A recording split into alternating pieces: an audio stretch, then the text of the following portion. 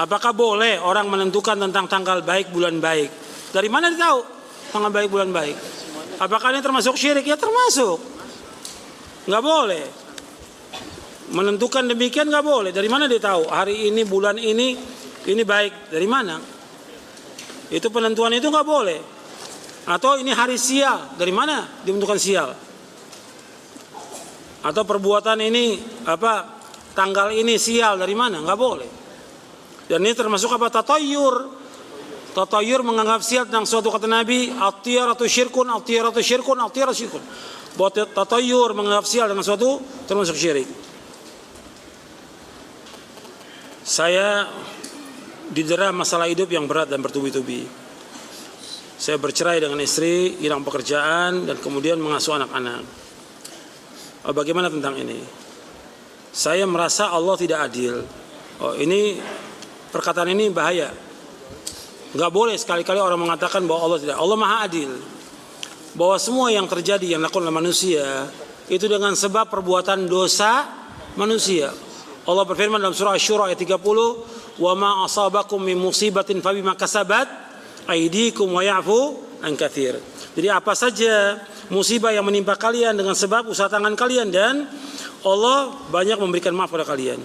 Ini ketika orang mendapatkan musibah, cobaan, ujian, penyakit, bercerai dengan istrinya, kemudian juga hilang pekerjaan dan yang lainnya, itu akibat dosa. Yang harus disalahkan dirinya dia. Dia banyak dosa. Yang dosanya sangat banyak. Jadi semua perbuatan itu akibat dosanya. Kalau antum mau baca tentang akibat perbuatan dosa dan maksiat, antum baca bukunya Ibnu Qayyim, Ad-Da' wa Dawa. Antum baca itu berulang-ulang, bagus sekali buku itu. Saya sudah lama ngaji, tapi saya belum bisa meninggalkan perbuatan maksiat atau dosa. Dan dosa ini sudah besar, ya wajib ditinggalkan. Wajib ditinggalkan. Apakah itu musik, lagu, khamr, narkoba, atau yang lain, wajib ditinggalkan, nggak boleh dia. Apalagi mendekati perbuatan zina. Kalau enggak, berat buat dia. Di dunia berat, akan diazab oleh Allah. Di akhirat juga berat buat dia. Karena dia tahu perbuatan itu maksiat, tapi dia masih lakukan. Makanya ada orang-orang yang melakukan amal-amal soleh, kata Nabi SAW, seperti gunung Tihamah, besar gunung Tihamah. Kemudian Allah hapuskan amalnya semuanya. Kenapa? Karena dia apabila melewati apa-apa yang dilarang oleh Allah, dia langgar. Hadis ini sahih, diriwayatkan oleh Imam Ibnu Majah. Innahum idza khalau bimaharimillahi intahakuha, kata Nabi. Dia apabila melewati apa yang diharamkan Allah, dia langgar perbuatannya itu, maka Allah hapuskan amalnya. Waliyadzubillah.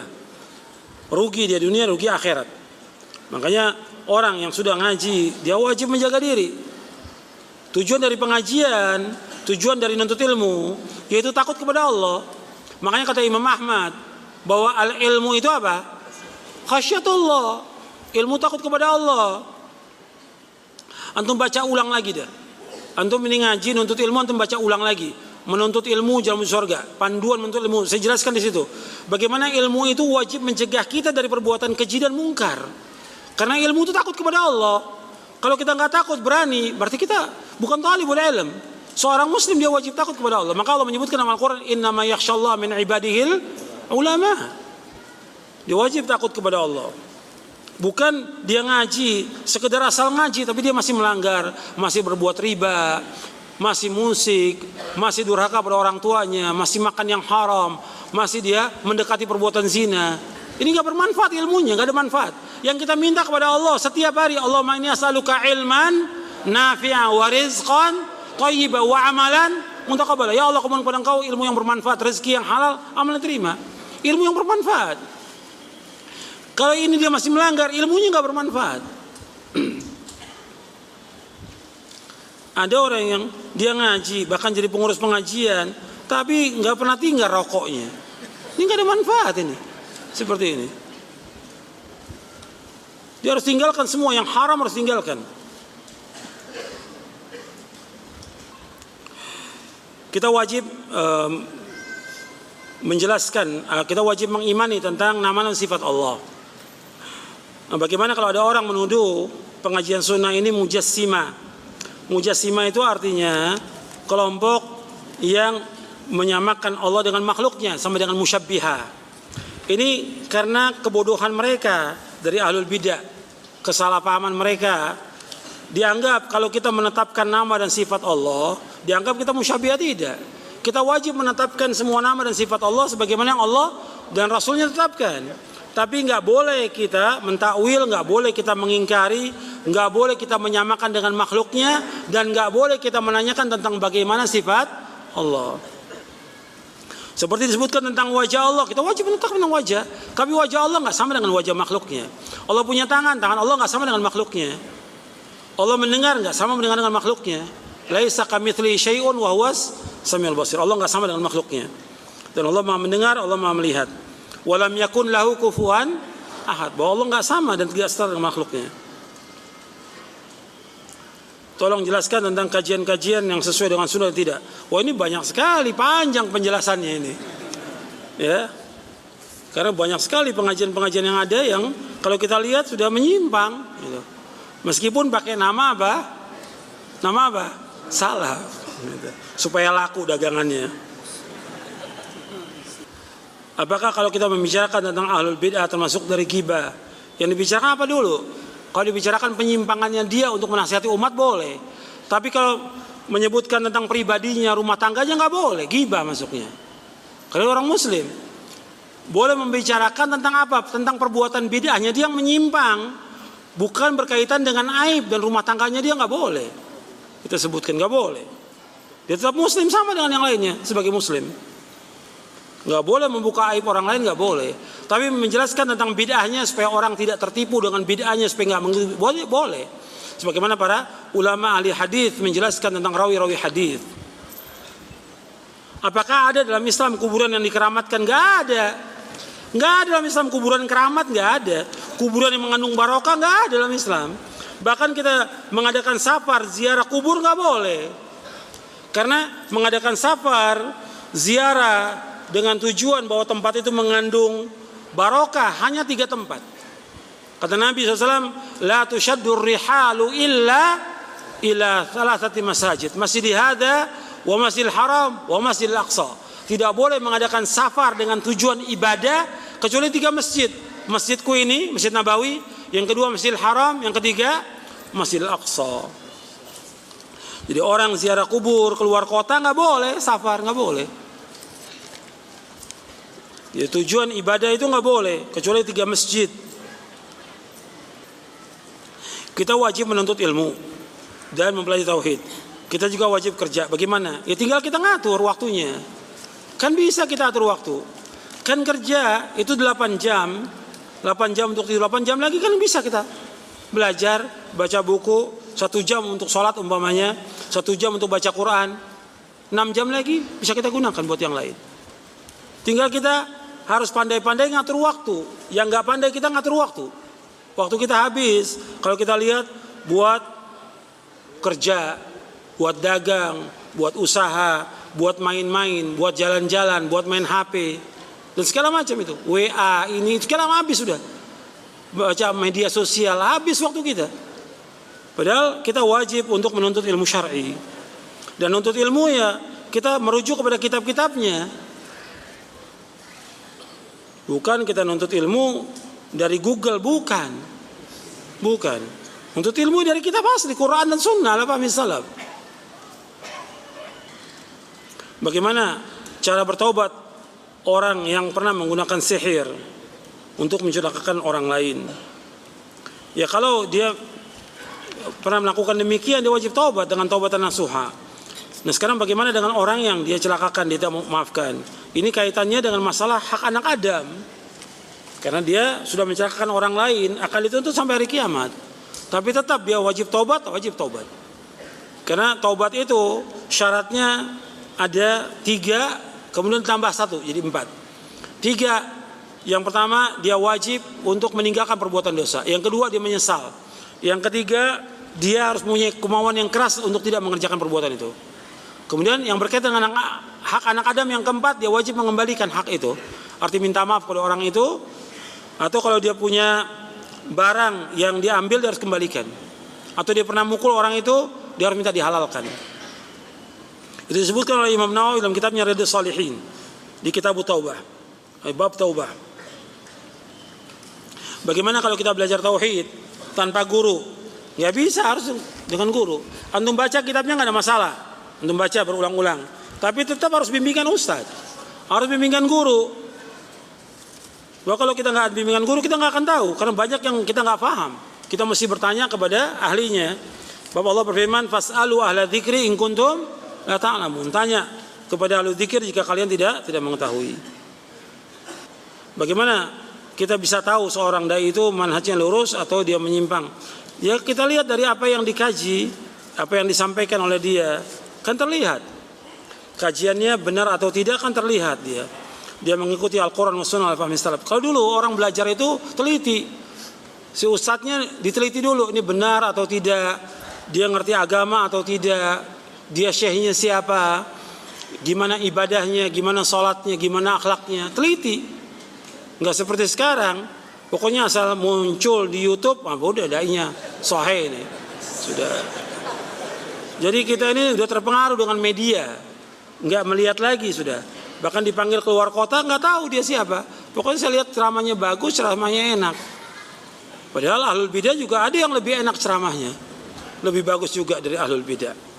Bahkan bisa membuat orang menangis dari ahlul bidah. Bukannya itu ukurannya, akidahnya benar atau tidak. Yang pokok akidahnya dulu, tauhidnya benar atau tidak, manhajnya benar atau tidak. Dan itu harus tahu dulu dia.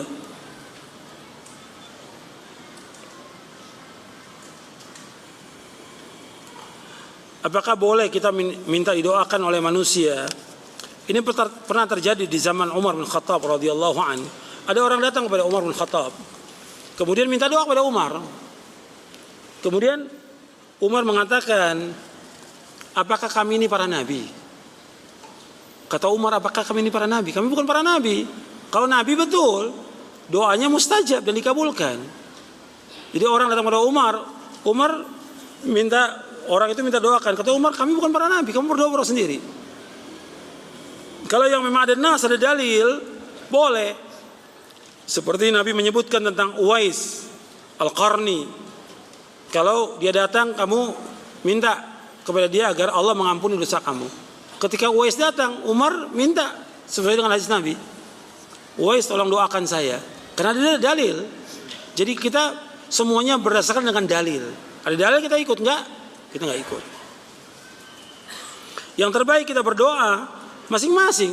Sebagaimana Allah berfirman, "Ud'uuni astajib lakum." Berdoa kepadaku tanpa perantara, langsung Allah akan kabulkan doa kalian. Bagaimana supaya kita memantapkan hati kita bahwa kita di dunia ini untuk beribadah kepada Allah? Ya sudah jelas nasnya dalam Al-Quran. "Wa ma khalaqtul jinna wal insa illa liya'budun." Maka kita harus belajar supaya kita paham. Dan juga kita harus tahu bahwa kita hidup ini diciptakan oleh Allah untuk ibadah. Tapi enggak lepas juga kita ini di muka bumi untuk memakmurkan muka bumi ini. Ibadah kepada Allah, memakmurkan muka bumi kita tetap. Kita usaha, dagang dan yang lain. Enggak boleh ditinggalkan, enggak boleh. Enggak boleh, kita ibadah aja, kita enggak mencari nafkah, enggak boleh. Kita wajib mencari nafkah. Kita enggak boleh mengharap sesuatu dari manusia, enggak boleh. Enggak boleh kita menjadi beban buat orang lain, enggak boleh. Kita wajib mencari nafkah untuk diri kita, istri kita, orang tua, anak, wajib. Kemudian juga kita jangan terpengaruh dengan dunia. Jangan kita dilalaikan oleh dunia, jangan dilalaikan oleh harta. Tujuan hidup kita adalah sorga. Karena diri kita ini sudah dibeli oleh Allah, yang jaminannya sorga. Maka kita wajib beramal ikhlas karena Allah SWT. Bagaimana kalau orang melakukan kesyirikan, dia berbuat bid'ah atau dia tidak menuntut ilmu syar'i, apakah dia ada uzur di negeri kaum muslimin? Ya dia wajib belajar kan. Ketika dia nggak nuntut ilmu, dia berdosa kan. Ketika dia berbuat bid'ah, berbuat kesyirikan, dia salah. Kenapa dia berbuat kesyirikan? Kenapa dia nggak belajar? Dia salahnya dia nggak belajar. Dia harus bertanya kepada ahli ilmu. Dan ini banyak di negeri kaum muslimin. Ada para ulama, ada para dai yang dia harus bertanya. Di dalam Al-Quran Allah sudah jelaskan tentang tidak boleh mengikuti para pembesar, para tokoh, nggak boleh mengikuti orang-orang tertentu, nggak boleh. Allah sudah sebutkan dalam Al-Quran. Dia wajib mengikuti dalil. Bagaimana kita menyelamatkan saudara kita yang dia tawaf di kuburan? Ini perlu tahu, tawaf di kuburan ini syirik. Bahkan sebagian ulama mengatakan dia murtad dari agama. Karena tempat tawaf di muka buminya satu, di mana? Di Ka'bah. Yang ada di Mekah Al-Musyarrafah. Nggak ada lain. Tempat untuk tawaf nggak ada di muka bumi ini kecuali hanya di Ka'bah. Kalau orang yang tawaf ya sudah termasuk murtad dari agama, keluar dari agama Islam ini. Itu disebutkan dalam kitab-kitab tauhid dan syarahnya. Maka antum coba ingatkan lagi dia dengan cara yang baik supaya dia bertobat dan dia mengucapkan 2 kalimat syahadat lagi. Bagaimana kalau saya tinggal dengan orang tua dan selalu mendapatkan tantangan ketika menyampaikan tentang sunnah kepada orang tua. Ya kalau antum sudah berkeluarga ya mesti pindah. Jangan tinggal bersama orang tua. Kalau antum sudah berkeluarga, sudah punya istri, punya anak, sudah punya istri aja harus pindah. Jangan hidup bersama orang tua. Antum harus mandiri. Dan dengan itu antum bisa bebas dalam melaksanakan sunnah-sunnah Nabi SAW. Tetap kita wajib berbuat baik pada orang tua, wajib berbuat baik pada orang tua. Tapi harus kita tinggal sendiri, punya rumah sendiri. Paling tidak kita kontrak, jangan bergabung dengan orang tua. Apakah orang yang berjenggot dan berhijab itu dikatakan salafi? Ya enggak juga. Ya, banyak ahlul bidah juga yang berjenggot pakai hijab, ahlul bidah. Dilihat dari akidah, dari manhajnya. Bagaimana akidahnya?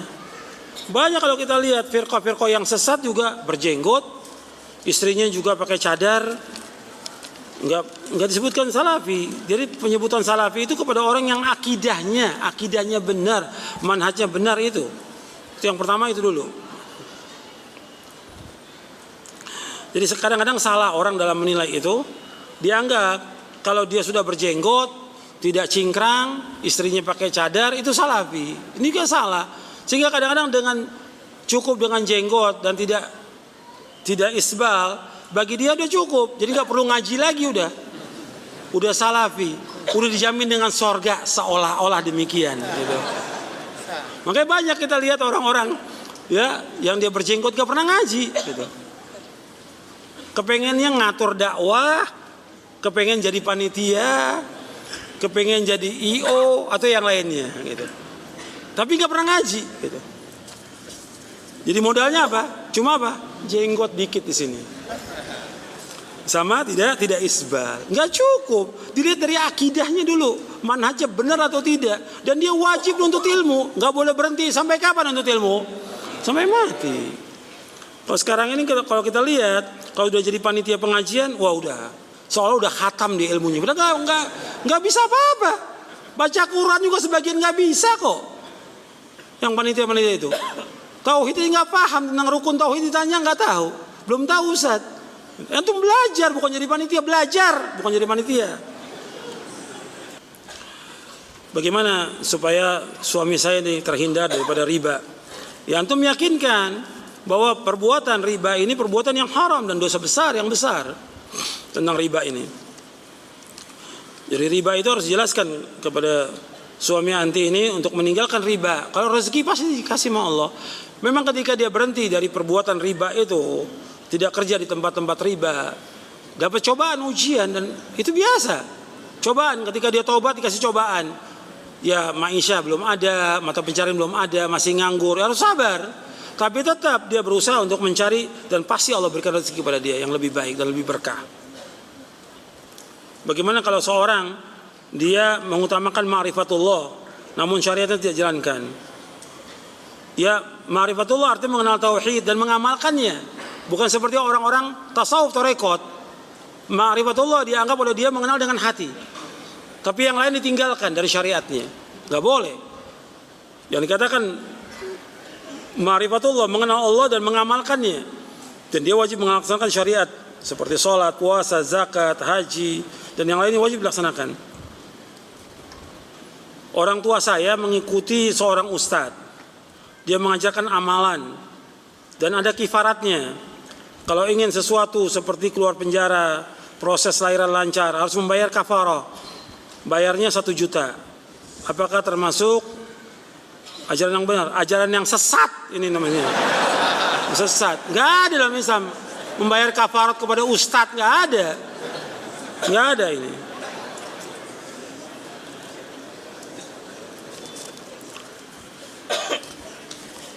Ini sekarang banyak orang yang berbuat pelanggaran supaya diterima taubatnya, bayar kepada ustadznya. Bayar 1 juta, 2 juta. Ini nggak benar ya. Ini ajaran sesat ini yang seperti ini. Bukan ajaran Islam. Islam nggak mengajarkan demikian. Dia taubat, wajib taubat kepada Allah Taala. Bukan kepada syekh, bukan kepada ustadz. Taubat kepada Allah dengan taubatan nasuha. Dan nggak ada taubat ada bayarannya, nggak ada. Bagaimana kalau ada kita pesan-pesan dan juga mantra-mantra yang dibikin seperti batu dan segala macam? Apakah ini syirik? Ya jelas syirik ini. Ini masuk bagian daripada apa? Jimat-jimat. Kata Nabi, inna ruqa wa tamaima wa tiwalata syirkun. Sesungguhnya ruqyah-ruqyah, jimat-jimat, tangkal-tangkal itu syirik. Bagaimana kita belajar kepada ustadz-ustadz yang mengajarkan Quran dan Sunnah fahmi salaf dan juga yang menyimpang? Ya antum sekarang kalau antum sudah tahu ada ustadz-ustadz yang betul-betul mengajarkan Quran dan Sunnah fahmi salaf, antum belajar, antum datangi, meskipun jauh antum datangi. Kalau antum sudah tahu ustadz yang mengajarkan Quran dan Sunnah fahmi salaf, akidah yang diajarkan tauhid, antum datangi meskipun jauh. Sekarang ini banyak orang mau terima yang sudah jadi gitu, yang instan. Pokoknya yang disampaikan udah, tinggal. Padahal dia harus belajar. Dulu para ulama salaf belajar sungguh-sungguh sampai mencari satu hadis aja itu berjalan siang dan malam. Sampai berjalan 1 bulan perjalanan untuk mencari hadis. Jadi harus berjuang untuk mendapatkan ilmu yang bermanfaat itu. Orang kafir, kita wajib barok dengan orang kafir. Nah, bagaimana dengan muamalah kita dalam sehari-hari dengan orang kafir? Diatur dalam Islam. Diatur dalam Islam. Muamalah dengan mereka boleh, kayak jual beli, dagang, pinjam meminjam, gadai menggadai boleh. Nabi juga pernah tergadai baju besinya dengan orang Yahudi. Boleh. Tapi kita mencintai mereka, menjadikan mereka sebagai sahabat, nggak boleh dalam Islam. Kan kata Nabi SAW, la tusahib illa mu'minan wa la yaqul ta'amaka illa taqiyun. Jangan kalian bergaul melainkan kepada orang yang beriman saja. Dan jangan makan kalian makan orang-orang yang bertakwa kepada Allah. Jadi kita nggak boleh menjadikan orang kafir itu sebagai teman dekat kita, sahabat karib kita, nggak boleh. Banyak di dalam ayat Quran berapa ayat menjelaskan tentang itu. Nggak boleh kita. Dan mencintai mereka nggak boleh. Tapi muamalah dengan mereka dalam artinya jual beli boleh. Dalam Islam boleh.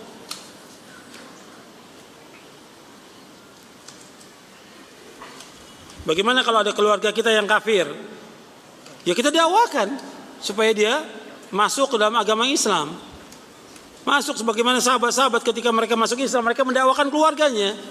Seperti ada seorang sahabat yaitu Tamim Ad-Dari. Tadinya orang Kristen dia, Nasrani. Kemudian masuk Islam. Kemudian setelah masuk Islam dia mendakwakan kepada keluarganya. Di antara keluarganya ada yang masuk Islam, di antara keluarganya tetap dalam Kristen. Kata dia, aku melihat keluarga saya, famili saya yang masuk Islam bahagia hidupnya. Dan saya lihat orang-orang yang menolak dakwah saya yang tetap Kristen hidupnya sengsara. Makanya harus ingat bahwa orang Islam itu hidupnya bahagia dia. Kalau ada yang cobaan ujian wajar sebagai manusia, tapi dia orang yang bahagia. Orang Islam itu orang yang bahagia. Sebab Nabi bersabda SAW, qad aflaha man aslama wa ruziqa kafafan wa qana'ahu Allah bima ata. Kata Nabi, qad aflaha, sungguh bahagia, sungguh sukses, sungguh beruntung. Siapa? Orang Islam. Diberikan rezeki cukup dan diberikan oleh Allah qanaah dengan apa yang Allah berikan. Diberikan puas dengan rezeki yang Allah berikan. Hadis ini sahih riwayat Muslim. Nabi menyebutkan bahwa orang Islam itu bahagia, sukses.